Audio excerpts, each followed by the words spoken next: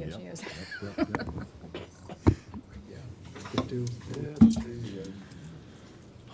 good morning, Al.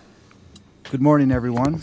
Good, good. It's 7 a.m., November 13th, 2024. We'll call this meeting of the Fergus Falls City Council Committee of the Whole to order. And first, we're going to have a regular session to canvass the results, and we'll call on We have to have a special council meeting. special council meeting. So this is a special council meeting, so we'll call that meeting to order. Roll call, please. Joe, Here.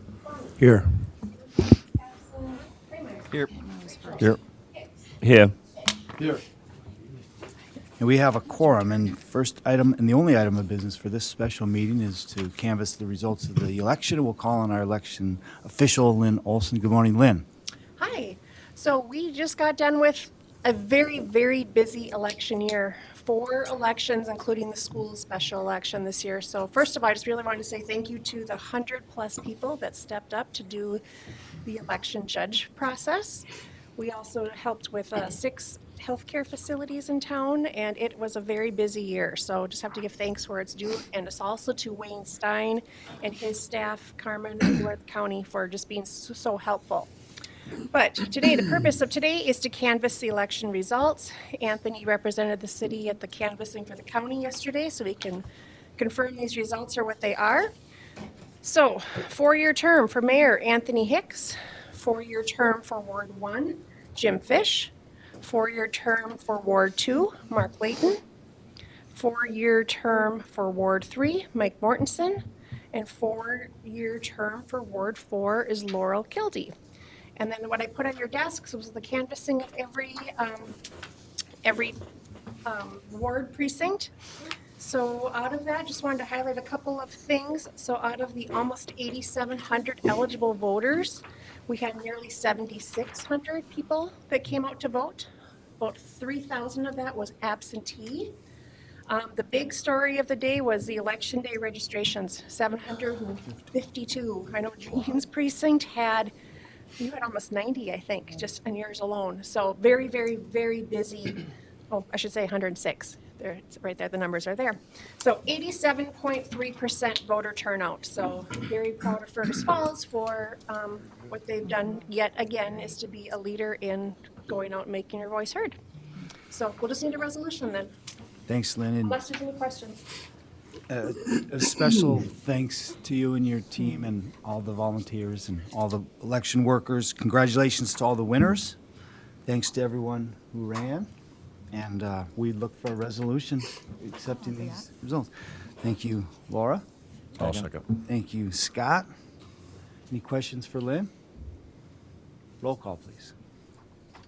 Joe, Yes. Rachel's, I'm sorry, Corner. Yes. Scott, wrong Scott. Kramer, Yes. Rachel. Yes. Hicks. Yes. Yes. That resolution is approved. Again, congratulations to everyone who won, and thanks to everyone who put their name on the ballot. All right, that concludes the special meeting of the Fergus Falls City Council, and now we will move to the Committee of the Whole portion of the meeting. We have 4 items this morning.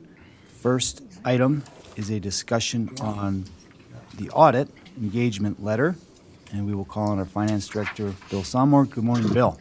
Good morning, Your Honor. Council, thank you. And this morning, I want to talk about the audit engagement letter. Cities are required each year to have a financial audit conducted, either by the state auditor or a private auditing firm. So before you, I have an audit engagement letter, and Lynn, you emailed that out yesterday too as well, right? The actual letter itself. But if you wanted a paper copy, we can get that to you certainly before Monday. The proposal before you is renewing for a 3-year term for the year end 24, 25, and 26. So the year we're coming up on would be when we start. If we look back, this last 3-year term, Bergen KDV has been our auditor. The annual fee was $36,225, and they held that fee for the year end 21, 22, and 23, plus $3,850 for our component units. We have 2 component units in the city. That is the Visit Fergus Falls and PEG Access. They're included in our financial statements as part of the city, but discreetly presented, so you can see them separately in the financial statements. And then $5,000 for the single audit. And single audit is if we receive federal money more than $750,000, the auditors have to do a specific audit of that program. That will be changing in the future to $1 million threshold, but that doesn't happen until now after October 1st of this year. So for this year end, we're still on the $750,000 threshold for that. Bergen KDV is proposing a 15% increase in the fees for 24, 5% for 25, and 5% for 26. Now, that is higher than what we've seen in the past. They did explain that they've actually had some write-offs on the job. They've had more work into it than what they're getting out. Their company recommended it should be 25%, but our partner on the job did kind of fight for 15%. Says Fergus Falls is one of their best clients, a clean audit that's a true audit where they come in, they don't have to correct our financial statements, those kind of things. We prepare our own financial statements here as well in Fergus Falls, so they do truly audit that. So that would bring it for the city financial audit, $41,600, the component units, $4,400, and then the federal single audit from $4,500 to $6,500. And they have a range there because it depends on the programs that we may have in that certain year.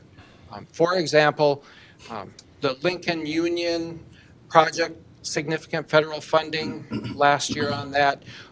You know, you could have something well over $1 million. You could have something closer to 750. You could have 3 programs they would need to audit. So that's why they do a range for that.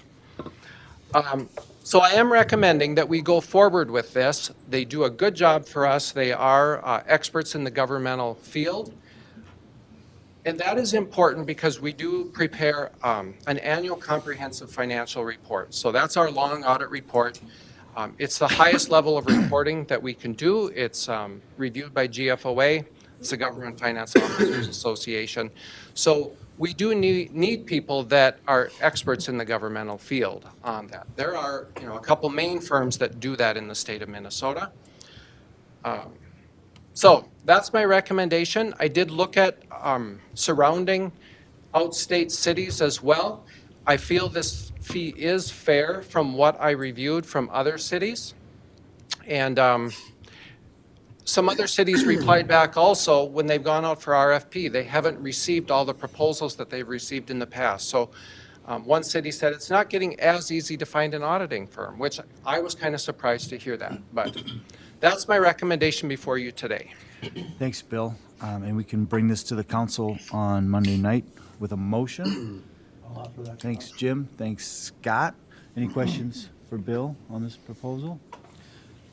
Bill, just a question. On that audit of the component units for PEG Access in Greater Fergus Falls, or not Greater Fergus Falls, Visit Fergus Falls. Now, is that per entity there? Nope, that is combined. So Okay. we divvy that out 50-50, and we charge those organizations directly. So the city funds don't pay for that. Now, of course, their funds originate from the city, but we do charge it to their individual funds. Okay. Any other questions for Bill? We have a motion to bring this to the council on Monday. All in favor of that motion, say aye. Aye. Opposed, same sign. That motion carries. Next item is an insurance services request for proposals. Again, Bill Somar. Thank you. So kind of the same deal here. Our agreement with AMP Insurance is up now as of December 31st of this year. We have been with them for many, many years. There was a number of years ago, we had gone for proposals. We did leave to a different firm, and then we did come back to AMP. We've been with them now for this stint for 15 years. We were maybe gone for 3 to 5 years. Otherwise, prior to that, for probably 15, 20 years prior to that. So we do have a good history with them. They do good work for the city. And I feel they're giving us a pretty good rate. The standard rate through the League of Minnesota Cities, I should back up, that's where we purchase our insurance through, is through the League of Minnesota Cities Insurance Trust. We purchase our property liability insurance as well as workers' comp. The standard rate of commission through the league is 10% for the package policy, the liability and the property. Workers' comp is 2%. That's the standard of what's when you go through the app for the league. Now, the last go around, AMP Insurance, their proposal was 5% commission for that package policy and 0.5% for the workers' comp. So that's a pretty good rate, been fair compensation. They are proposing just changing the workers' comp up to 0.6%. So it's a $512 increase. So not much of an increase. There, slight inflation there. So that's why I recommend we would stay with them and for another 5-year package on that. And again, they know us well. We're all set up with them, and they do a good job for us. Thanks, Bill. And we can, as well, we can bring this to the council, I'll make the motion. this recommendation on Monday night. Thank you for that, Scott. Second that? I'll second. Thank you. Jim, questions for Bill on this recommendation? All in favor of the motion, say aye. Aye. Opposed, same sign. That motion carries. One more item for Bill, and that's the information technology system update. Yeah, so no action on this, but wanted to just give you a little update. As you recall, we are changing from our long-time system on a IBM AS400 platform. We had an in-house programmer since the 1980s that built that system for us. We're going with Civic Systems, LLC. That's, all the decisions that were made in this past year. We were expecting our implementation to maybe be next fall of 2025. We're able to start that early this summer. So we are looking at transitioning everything of the core system. So we're going to get all the financial systems. So utility billing, all our accounting, the money coming in and out of the city first, and then we'll move to the peripheral systems like code enforcement, building permits, the community portal, after we get all the base put in. So next summer will be a very busy summer, actually all the way through the spring. In anticipation of that, we'll be busy as well. But looking forward to that and, getting to implement it a little sooner than we had anticipated. So looking to get that done next summer. Are you really looking forward to it, Bill? I always like the destination, but let's hope the journey is good too. I'm a little nervous. I mean, I could stay with our system, till I retire. But we are getting ready for the next generation as well too. So, but the community I think is going to really like this because we can go paperless. They'll be able to go on and set up their own payment options and not have to do it through us. And, kind of what you grow to expect nowadays where you as a resident can go on and do all your work online and you don't have to come in the front door if you don't want to. You have access to all your information. And so looking forward to that. Thanks, Bill. Any questions on that? Okay. Thank you. Next, we'll call on HR Director Mike Hartwell to talk to us about the 2025 and 2026 labor contracts. Good morning, Mike. Good morning, Your Honor. Good morning, members of the City Council. We started this process in August. We've met with all 4 labor groups that represent our employees. After consecutive meetings and lots of going back and forth, we've agreed on terms. And those terms are in the handout that you should have been provided that I'd like to be brought before the council on the 18th for approval.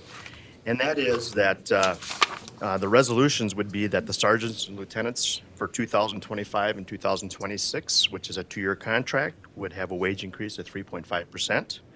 The same would apply for our patrol division for 2025 and 26. The same would apply for our supervisors and professionals for the 2-year contract. And last but not least, the Teamsters would also receive a 3.5% for 2025-26. And last, number 5, would be the resolution to approve 3.5% wage increase for non-union employees as well. The measure of success is that all of these groups are receiving the same increase. It is actually within line of statewide averages on the data that we use to do the comparative analysis. And at this point, I recommend to the council that we move forward on Monday with this proposal. Thanks, Mike. We can move that to I'll the make that council. motion. I'll second it. Second. Questions?